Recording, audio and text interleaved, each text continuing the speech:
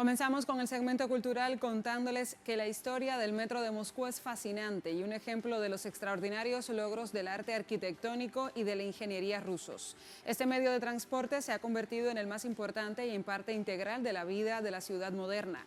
La construcción del metro de Moscú comenzó a principios de la década de 1930 y la primera línea se inauguró en mayo de 1935. Desde ese momento y hasta hoy nunca ha dejado de funcionar. Veamos. El metro de Moscú es sin duda uno de los más hermosos del mundo. Desde su inauguración en 1935, la primera línea contaba con solo 13 estaciones y tenía una longitud de poco más de 11 kilómetros. Actualmente cuenta ya con 302 estaciones y 15 líneas que suman en total 505 kilómetros.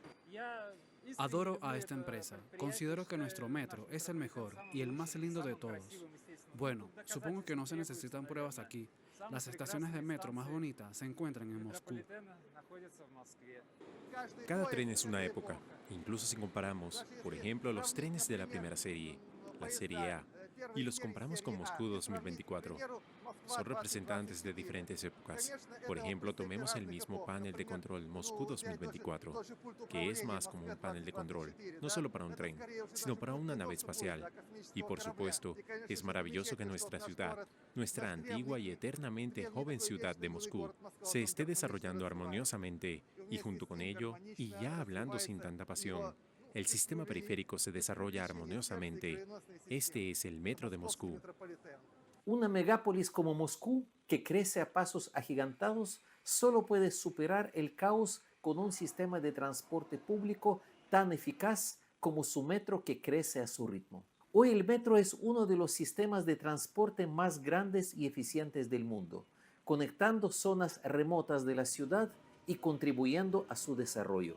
Personalmente me gusta mucho el metro. Lo uso todos los días y sigue siendo una parte irreemplazable de Moscú.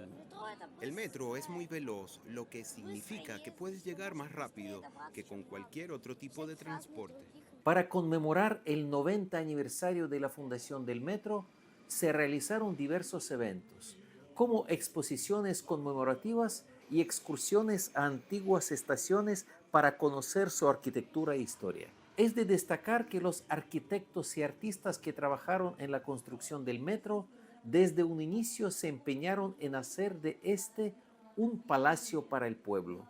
Cada ciudad, cada gran metrópoli tiene sus propios trenes, pero Moscú es única, dispone de su propia infraestructura y están en constante desarrollo y crecimiento. Cada año hay más y más estaciones nuevas. Como residente de Moscú, constantemente descubro nuevas estaciones de metro. Incluso he estado en ellas con Sergei Sobyanin, nuestro alcalde. Y para mí, esta es una ocasión única. 90 años del metro de Moscú, es difícil siquiera imaginar quiénes fueron los primeros en idear la construcción del metro. Les doy un aplauso heroico y agradezco a todos los que hoy contribuyen al desarrollo del metro de Moscú. El metro ocupa un lugar especialmente importante en la vida de los moscovitas. Con sus obras de arte, mosaicos, estatuas y arquitectura única, con trenes conmemorativos, cada viaje puede convertirse en una oportunidad para aprender y ver algo nuevo. Oleg Yasinski, Telesur, Moscú. Y ya se celebran los 90 años del natalicio del poeta salvadoreño Roque Dalton. Nacido el 14 de mayo de 1935 en San Salvador, dejó un legado que trasciende lo literario, influyendo en toda una generación de artistas, escritores y pensadores comprometidos con la transformación social. Desde joven abrazó la causa de los oprimidos, militando en las filas de la izquierda latinoamericana y siendo el miembro del Partido Comunista Salvadoreño desde los 22 años. Su obra renovó la lírica de su tiempo y su voz sigue resonando como símbolo de resistencia.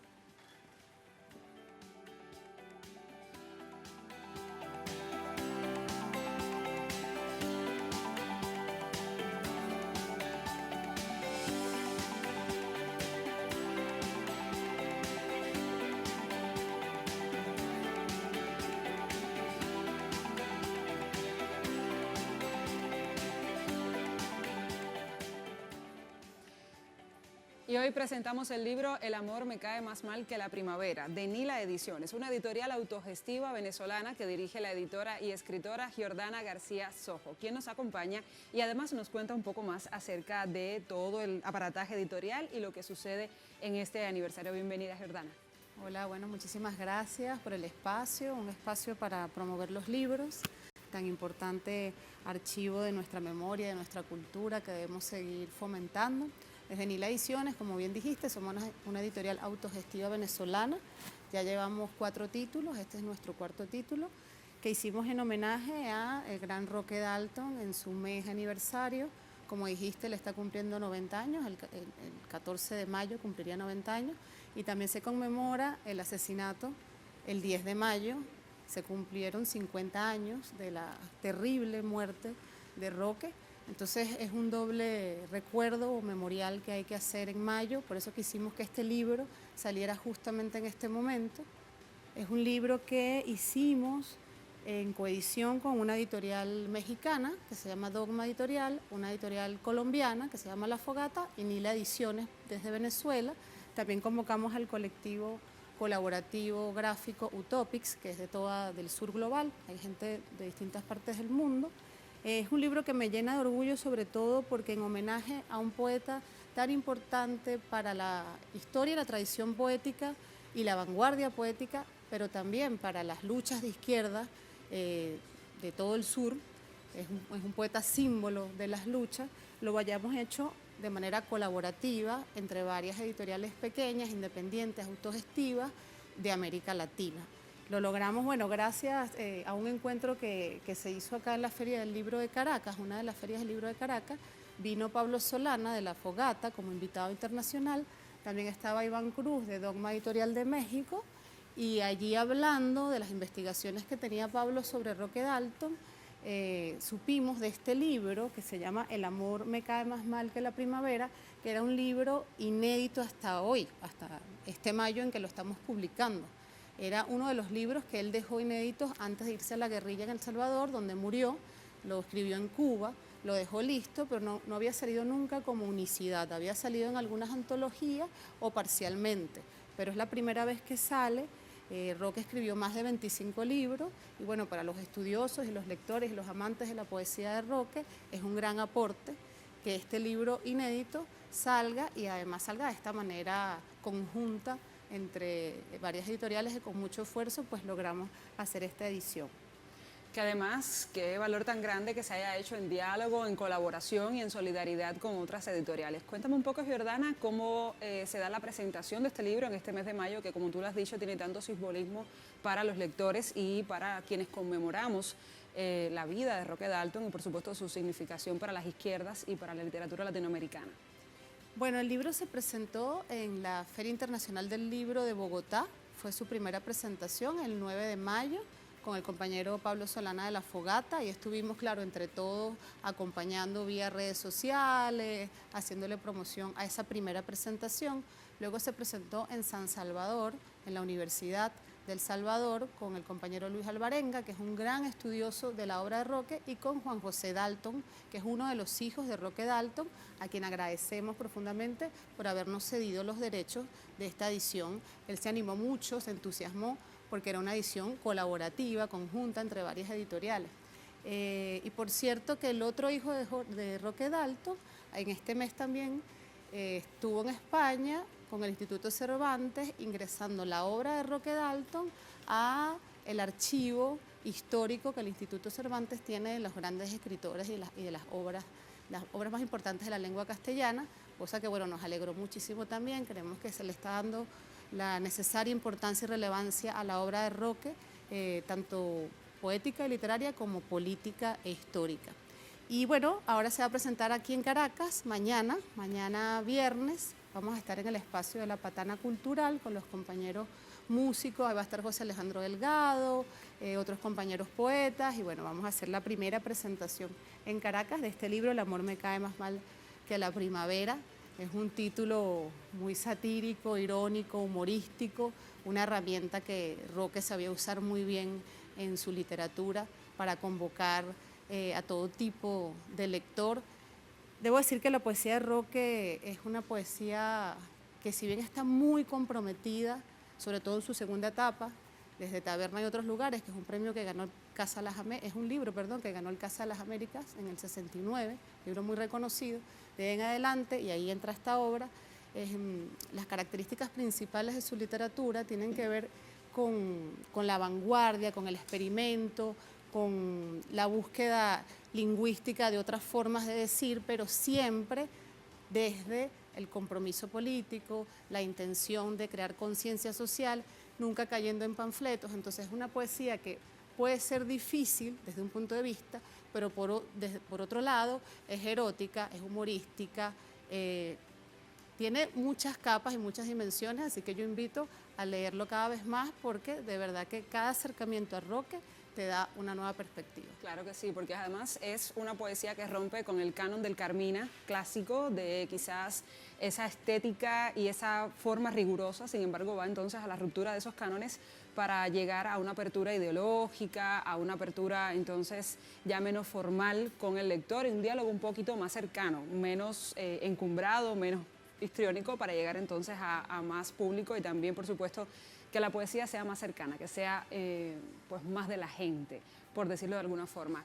Giovanna, tengo una pregunta que hacerte, y es también, por ejemplo, cómo ha funcionado o cómo estuvo la presentación en redes sociales, qué respuesta tuvo, porque ya actualmente las editoriales, sobre todo las que tienen una gestión propia, tienen que apoyarse en las redes sociales, tienen que hacer su trabajo de marketing digital, de aproximarse a los lectores. ¿Cómo fue?